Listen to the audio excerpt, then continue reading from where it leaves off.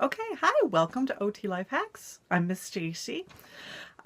This week we're going to talk about kids on the autism spectrum and writing, particularly in school. I get lots of comments from parents that say their kid hates to write and the teachers are really kind of stuck for what to do about it. The kid's smart, might have an idea of the subject. When you talk to them about it, they have things to say, but once you tell them to put it on paper, no go. My own son had this problem. So let me tell you a few things about writing, particularly with kids on the autism spectrum. First off, the reason that it's so hard for these guys is that writing is a really complicated task. It requires language skills, and organization, motor control and planning, and sensory processing. And of course, those happen to be four areas that a lot of kids with autism spectrum disorder really have difficulty with. And then you try and put all four of those together. No wonder there might be a little anxiety about the topic. The concept of writing and pulling all these things together means that different parts of the brain have to communicate to one another.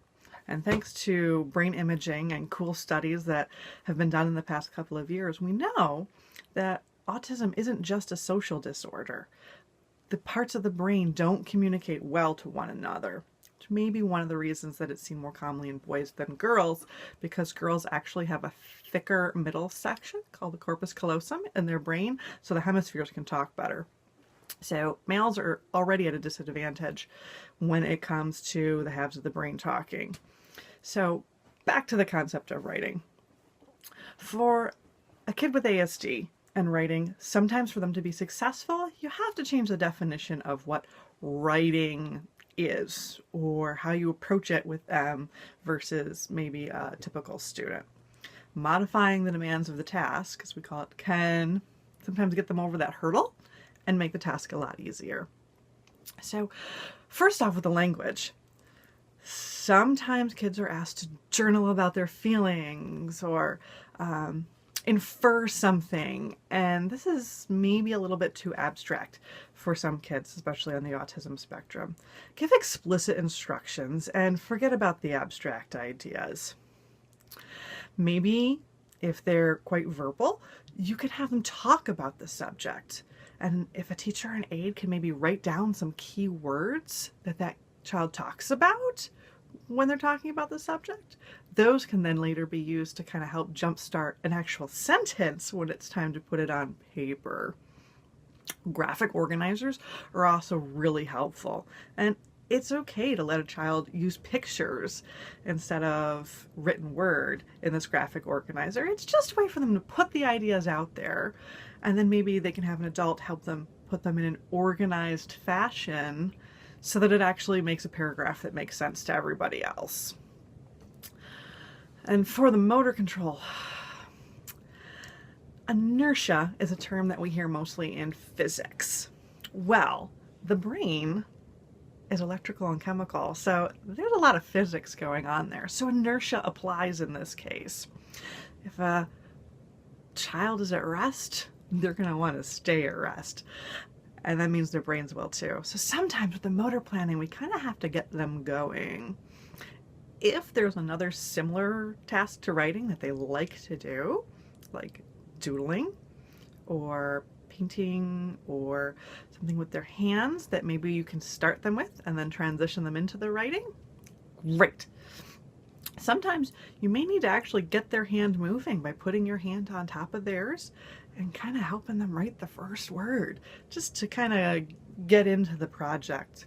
Remember, a lot of kids with autism spectrum disorder have learned to hate writing, so there may also be anxiety going along with the activity of being asked to do something that you know is really hard for you. Another thing that you can do is, for older kids maybe, is just tap the paper where they need to write an answer or start a sentence as kind of a visual cue to, oh yeah, that's where I'm supposed to have my focus. All right, and then the sensory processing piece.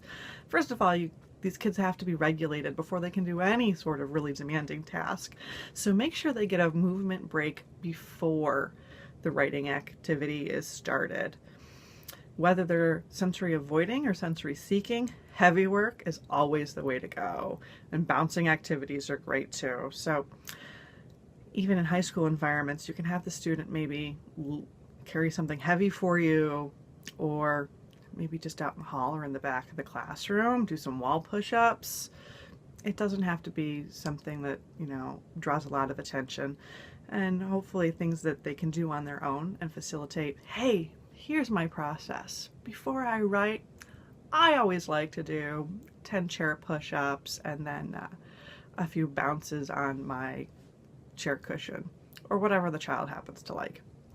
So I hope this helps you get started with writing tasks for kids with ASD. And remember, it's not them just being difficult. This is their brain not talking to the other parts like they do for people with typical brain structures. They're not making it up. It really is harder for them than for typical kids. So try to tease out which part or parts is really holding them back, and either help them get started on those parts, make those parts a little bit easier on them, or sometimes you have to kind of decide what's the most important part of the writing. For younger children, it may be the physical act of putting pencil to paper and making something that looks like letters. So maybe doodling is the way to go. For older kids, maybe you actually care, do they understand what happened in the War of 1812? If that's what you're going for, content information, and you want to know that they've got it and can explain it, maybe taking the physical act of writing is the way to go. There's lots of assistive technology out there these days that will allow a kid to speak, and the computer will generate the words for them on the page.